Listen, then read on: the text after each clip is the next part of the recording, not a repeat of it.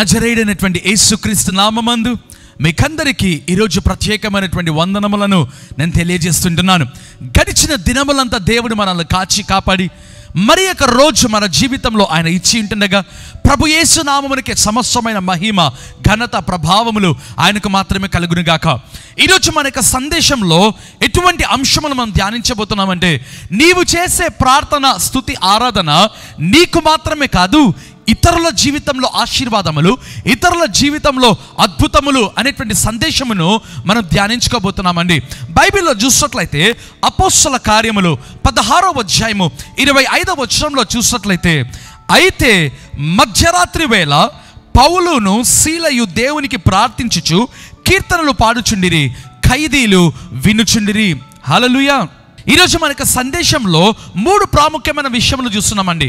ఒకటి, మనం ఎటువంటి సమయంలో మనం ప్రార్థన చేయాలి, లేదా ఏ సమయంలో మనం ప్రార్థన చేయాలి. రెండవదిగా, ఎటువంటి పరిస్థితులలో లేదా సందర్భములలో మనం ప్రార్థన చేయాలి. మూడవదిగా, మన జీవితంలో స్తుతి, ఆరాధన లేదా ప్రార్థన కలిగి ఉంటే మన జీవితంలో కాదు, ఇతరుల జీవితంలో ఏ విధంగా ఆశీర్వాదాలు, అద్భుతములు జరుగుతాయి అనేటువంటి 3 ప్రాముఖ్యమైన అంశములు మనం చూడబోతున్నాం. మన వాక్యంలో చదువుకున్నాం కదా, అయితే మధ్యరాత్రి వేళ. ఆ అయితే అనేటువంటి మాట ఏంటిదండి? ఇంగ్లీష్లో ఒకవేళ అయితే అనేటువంటి మాటను బట్ అంటారు కదా. ఎందుకు ఆ మాట రాయబడాలి? మధ్యరాత్రి వేళ పౌలును సీలయు మరి ప్రార్థించుచు, స్తుతించుచు లేదా కీర్తనలు పాడుచుండిరి అంటే బాగుంటుంది. అయితే అనేటువంటి ఆ పదముతో ఆ వచనం ప్రారంభమైంది. కారణం ఏంటిది తెలుసా? ముందు వచనంలో మీరు చూసినట్లయితే వాక్యంలో రాయబడి ఉంటుంది, పౌలు సీలలు ప్రార్థన స్థలమునకు వెళుతున్న సమయంలో ఆ పుత్తోను అనేటువంటి ఆ యొక్క దయ్యము పెట్టినటువంటి ఆ చిన్నది లేదా సోద చెప్పేటువంటి ఆ యొక్క చిన్నది ఆ యొక్క వారికి ఎదురుపడడం ప్రారంభించింది. రెండవదిగా చూసినట్లయితే వాళ్ళు కొన్ని రోజులు మౌనంగా ఉండిపోయారండి. అయితే ప్రతిరోజు వచ్చి ఆ చిన్న అమ్మాయి అంటున్నటువంటి మాట, దేవుని సువార్తను, రక్షణను గురించినటువంటి వార్తను చెప్తున్నటువంటి సేవకులు వీరే లేదా దాసులు వీరే అని చెప్పడం ప్రారంభించింది. వాక్యంలో రాయబడింది కదా, పౌలు ఆమెలో ఉండేటువంటి ఆత్మను గ్రహించి బంధించడం ప్రారంభించాడండి.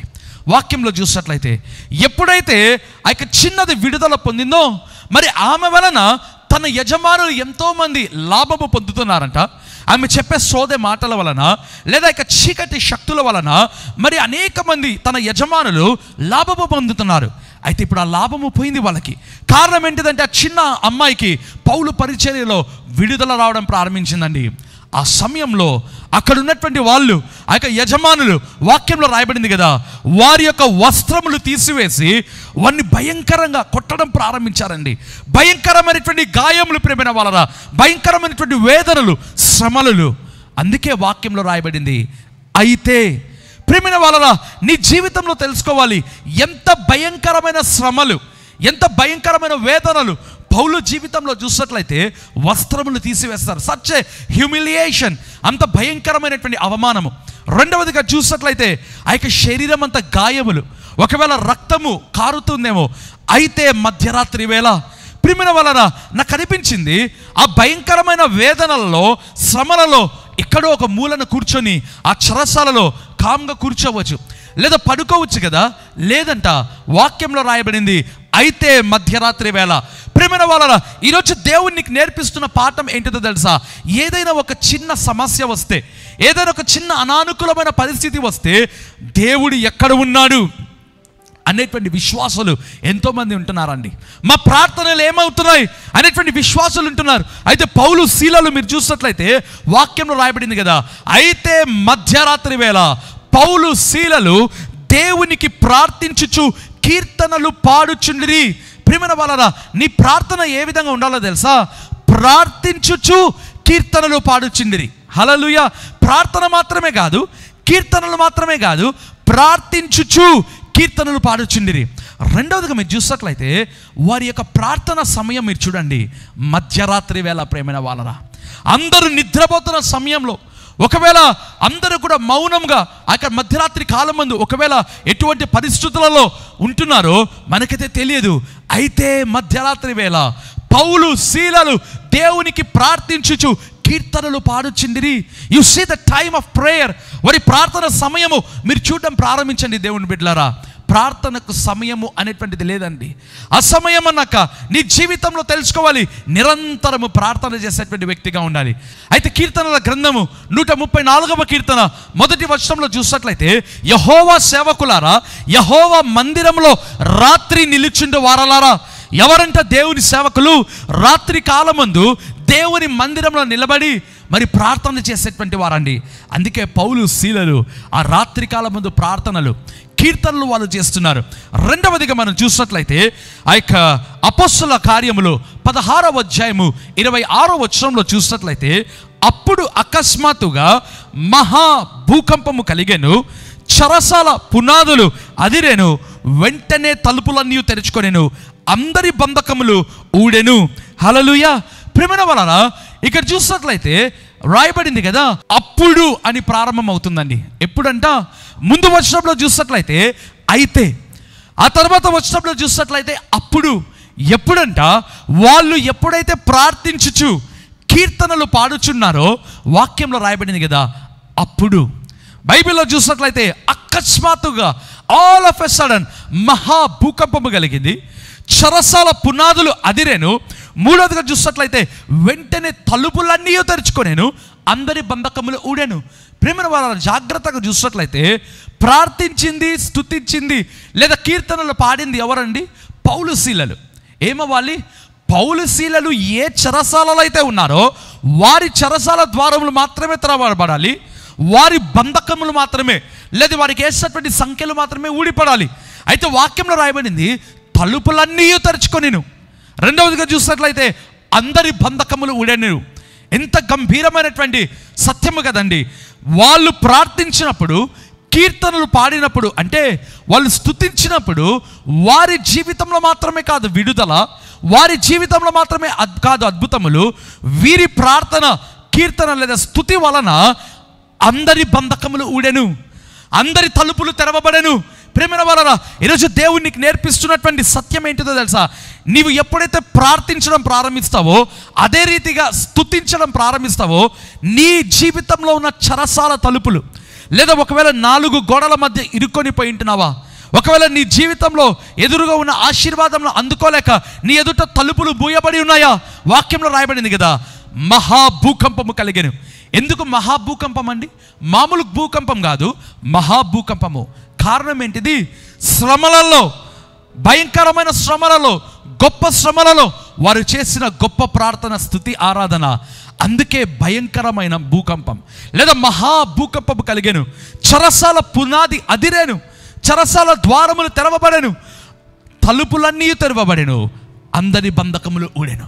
ప్రియమైన వారలా, నీవు తెలుసుకోవాలి, నీవు చేసే ప్రార్థన, నీవు చేసే స్తుతి, ఆరాధన నీ జీవితంలో ఏం చేస్తుందో తెలుసా? మొదటిగా ఆ సమస్య ఎక్కడైతే ఉందో ఆ సమస్య యొక్క పునాది కదలడం ప్రారంభిస్తుంది. నీ ఎదుట మూయబడిన తలుపులు తెరవబడడం ప్రారంభిస్తాయి. మూడవదిగా నీ యొక్క బంధకములు ఊడడం ప్రారంభిస్తాయి. అంత మాత్రమే కాదు, ఒకవేళ నీ ఇంటి వారి యొక్క బంధకములు, నీ ఇంటి వారి జీవితంలో ఒకవేళ ఆశీర్వాదములు లేక తలుపులు మూయబడి ఉంటున్నాయేమో, వారి తలుపులు తెరవబడతాయి, వారి బంధకములు కూడా ఊడడం ప్రారంభిస్తాయండి. ఈరోజు దేవుడు మనకు నేర్పించే పాఠం ఏంటిదో తెలుసా? మొదటి విషయం అయితే, అంటే భయంకరమైన శ్రమలలో, వేదనలలో, నొప్పులలో వాళ్ళు ప్రార్థన చేశారు. రెండవదిగా మధ్యరాత్రి కాలం ముందు వాళ్ళు ప్రార్థించి కీర్తనలు పాడిరి. మూడవదిగా చూసినట్లయితే వారి బంధకములు మాత్రమే కాదు, వారి తలుపులు మాత్రమే కాదు తెరవబడింది, వారు చేసే ప్రార్థన, స్తుతి, ఆరాధన వలన ఇతర బంధకములు, ఇతరుల యొక్క తలుపులన్నీ కూడా తెరవబడ్డాయంట. నీ జీవితంలో ఇటువంటి ప్రార్థన, నీ జీవితంలో ఇటువంటి స్తుతి, ఆరాధన కలిగి ఉండాలండి. మన జీవితంలో తెలుసా, 24 గంటలలో కనీసం 1 గంట అయినా దేవునికి ఇస్తామా అండి? నో, ఇవ్వము. ప్రేమైన వాళ్ళరా, మనకు యూట్యూబ్ దగ్గర గడిపే సమయం ఉంటుంది, మనకు ఒకవేళ టీవీ దగ్గర, ఇంటర్నెట్ దగ్గర, మొబైల్ దగ్గర, చాటింగ్ దగ్గర, మనకు పనులలో ఎంతో బిజీగా ఉంటాం. అయితే 24 గంటలలో 1 గంట దేవుని దగ్గర నీవు గడిపినట్లయితే ఏ విధంగా గడపాలి తెలుసా? ప్రార్థన, వాక్యము, స్తుతి, ఆరాధన, ఈ 3 నీ జీవితంలో కలిగి ఉండడం ప్రారంభించాలి. దేవుడి సందేశము ద్వారా మీతో మాట్లాడును గాక. తలలు వంచినట్లయితే ప్రార్థన చేసుకుందాం.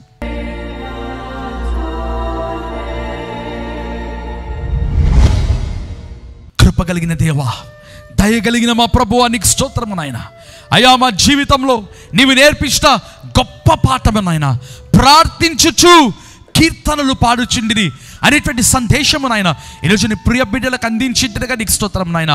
మా జీవితంలో ఎన్ని శ్రమలు, వేదనలు, కష్టములు వచ్చినా మేము నిన్ను మర్చిపోక ప్రార్థన తండ్రి స్తుతి ఆరాధన చేయటకు సహాయం చేయండి ప్రభువా. తండ్రి, మా జీవితంలో ఆ యొక్క సమస్య యొక్క పునాది నాయన తండ్రి షేక్ అవ్వాలి ప్రభువా. తండ్రి, రెండవదిగా మా ఎదుట మూయబడిన తలుపులు తెరవబడాలి ప్రభువా. అదే రీతిగా మేము చేసే ప్రార్థన వలన, మేము చేసే స్తుతి ఆరాధన వలన ఇతరుల యొక్క తలుపులు తెరవబడాలి, ఇతరుల యొక్క బంధకములు ఊడడం ప్రారంభించాలి ప్రభువా. అటువంటి కార్యములు మీరు జరిగించండి తండ్రి. ఈ సందేశం విని ఎవరైతే ప్రార్థనలో ఏకీభవిస్తున్నారో వారందరి జీవితంలో కూడా ప్రభువా గొప్ప కార్యములు మీరు చేయండి తండ్రి. భయంకరమైనటువంటి ఈ యొక్క కరోనా సమయంలో ఉంటుండగా ప్రతి ఒక్కరిని, ప్రతి ఒక్క కుటుంబమును అయ్యా మీరు కాపాడండి, అయ్యా మీరు దర్శించండి, అయ్యా మీరే కాపాడమని నేను ప్రార్థన చేస్తుంటున్నాను ప్రభువా. తండ్రి, నీకు కృతజ్ఞతలు తెలియజేసుకుంటున్నాను యేసయ్యా. నిండు మనస్సుతో, నీకు నిండు మనస్సుతో ప్రభువా స్తుతి ఆరాధన మేము చెల్లిస్తూ యేసుక్రీస్తు నామమందు ప్రార్థించి వేడుకుంటున్నాను తండ్రి, ఆమేన్. ప్రియమైన వాళ్ళరా, ఇంతవరకు ఈ సందేశం విన్నారు కదా. మీ జీవితంలో ప్రార్థన, స్తుతి ఆరాధన కలిగి ఉండండి.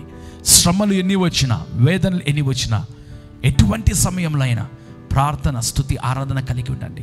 ఈ సందేశమును మీ వాట్సాప్ గ్రూప్స్లో దయచేసి ఇతరులకు మీరు షేర్ చేయవలసిందిగా నేను కోరుతుంటున్నాను. మీ ఫేస్బుక్లో పోస్ట్ చేయండి. Joseph Prasanna Kumar YouTube channel దయచేసి సబ్స్క్రైబ్ చేయండి. బెల్ ఐకాన్ మరి క్లిక్ చేయవలసిందిగా కోరుతుంటున్నాను. God bless you all. Amen.